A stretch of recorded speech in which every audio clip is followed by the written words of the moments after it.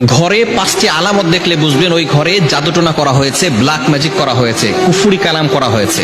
যদি আপনি 5টি আলামত দেখেন তাহলেই মনে করবেন ঘরের ভিতরে ব্ল্যাক ম্যাজিক করা হয়েছে। বিশেষ করে আমাদের একেবারে কাছের মানুষ, রিলেটিভস যারা আছে, তারাই কিন্তু আমাদের উপরে ব্ল্যাক ম্যাজিক করে থাকে, জাদুটোনা করে থাকে। কেন করে? 1 নাম্বার কারণ হচ্ছে দুশ্মনের কারণে করে, 2 নাম্বার কারণ হচ্ছে হিংসার কারণে করে, 3 নাম্বার কারণ হচ্ছে তারা লোভের কারণে করে। কারণ আপনাকে যদি দুনিয়া থেকে বিদায় করা যায় তাহলে তারা সম্পত্তি হাতিয়ে নিতে পারবে, এজন্য তারা ব্ল্যাক ম্যাজিক করে থাকে। বিশেষ করে 5টি আলামত যদি আপনার ঘরের ভিতরে দেখেন তাহলেই মনে করবেন আপনার উপরে ব্ল্যাক ম্যাজিক করা হয়েছে।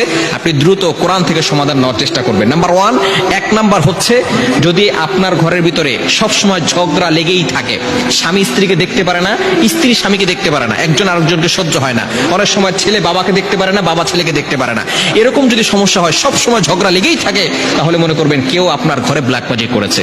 2 নাম্বার হচ্ছে সবসময় অসুস্থতা লেগেই থাকে, অসুস্থতা সরেই না, বাবা অসুস্থ হয় একবার, মা অসুস্থ হয় একবার, সবসময় তাদের অসুস্থতা লেগেই থাকে, তাহলে মনে করবেন যে কেউ আপনাদেরকে ব্ল্যাক ম্যাজিক করেছে। 3 নাম্বার হচ্ছে প্রাপ্তবয়স্ক হয়ে গেছে, বয়স হয়ে যাচ্ছে কিন্তু বিবাহ হচ্ছে না। অনেক মেয়েরা এরকম ফোন দেয়, হুজুর অনেক বয়স হয়ে গেছে কিন্তু বিবাহ হচ্ছে না। এটা কিন্তু জাদুটোনা ব্ল্যাক ম্যাজিকের একটি অন্যতম লক্ষণ, স্পষ্ট লক্ষণ, এজন্য অবশ্যই সতর্ক থাকতে হবে। এবং 4 নাম্বার হচ্ছে রিজিকে বারাকা না থাকা। টাকা পয়সা ইনকাম করছে কিন্তু কোনো বারাকা নাই, বারবার খরচ হয়ে যাচ্ছে। টাকা পয়সা ইনকাম করতেছে, প্রত্যেক মাসে 50,000 টাকা ইনকাম, কিন্তু খরচ হয়ে যাচ্ছে 1 লক্ষ টাকা, ঋণ করে সংসার চালাতে হচ্ছে।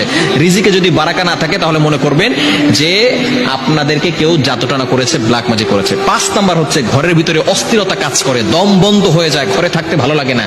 এই ধরনের কাজ যদি হয় তাহলে অবশ্যই আপনি কোরআন থেকে ফায়সালা নেবেন। ঘরের ভিতরে কোরআনের রেকর্ডিং চালু করে রাখবেন, আয়াতুল কুরসি, এরপরে 4 কুল, কুল ইয়া আইয়ুহাল কাফিরুন, কুল হুয়াল্লাহু আহাদ, কুল আউযু বিরাব্বিল ফালাক, কুল আউযু বিরাব্বিন নাস, এই 4টি সূরা এবং সূরা বাকারার শেষ 2টি আয়াত, এগুলো আপনি ঘরের ভিতরে পড়বেন। 5 ওয়াক্ত নামাজে ঘরের সদস্য যারা আছেন সকলে 5 ওয়াক্ত নামাজের পরে আয়াতুল কুরসি, 4 কুল, সূরা বাকারার শেষ 2 আয়াত পড়ে বুকে ফু দিবে এবং হাতে ফু দিয়ে পুরো শরীরকে মাসাজ করে দিবে।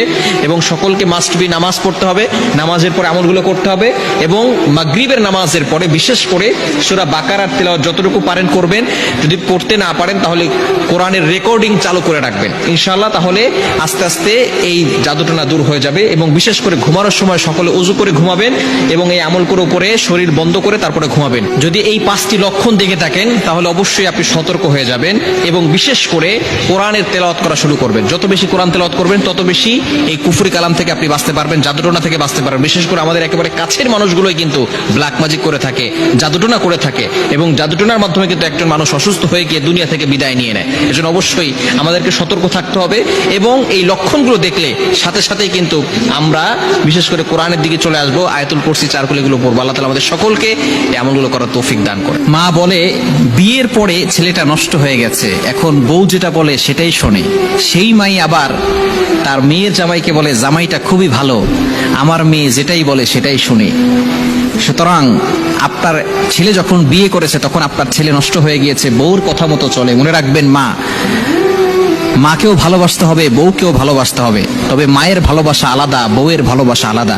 তবে কোনো পুরুষ যাতে করে এমন না করে ফেলে বউয়ের কথা অনুযায়ী মায়ের সাথে খারাপ ব্যবহার করে, এটা করা যাবে না। মায়ের সাথে অবশ্যই ভালো ব্যবহার করতে হবে, কিন্তু তারপরেও বিয়ে করার পরে অনেক মা তখন আর মা থাকেন না, তখন শাশুড়ি হয়ে যান, তখন তারা শাশুড়ির মতো ব্যবহার করেন। খবরদার, এটা করবেন না।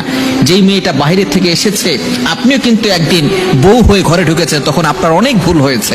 তো নতুন একটা বউ ঘরে আসলে তার অনেক ভুল হবে। সুতরাং আপনি যদি আপনার ছেলের বউটার সাথে ভালো ব্যবহার না করেন, আপনার মেয়েটা যখন পরের বাসায় যাবে সেখানেও কিন্তু ভালো থাকতে পারবে না।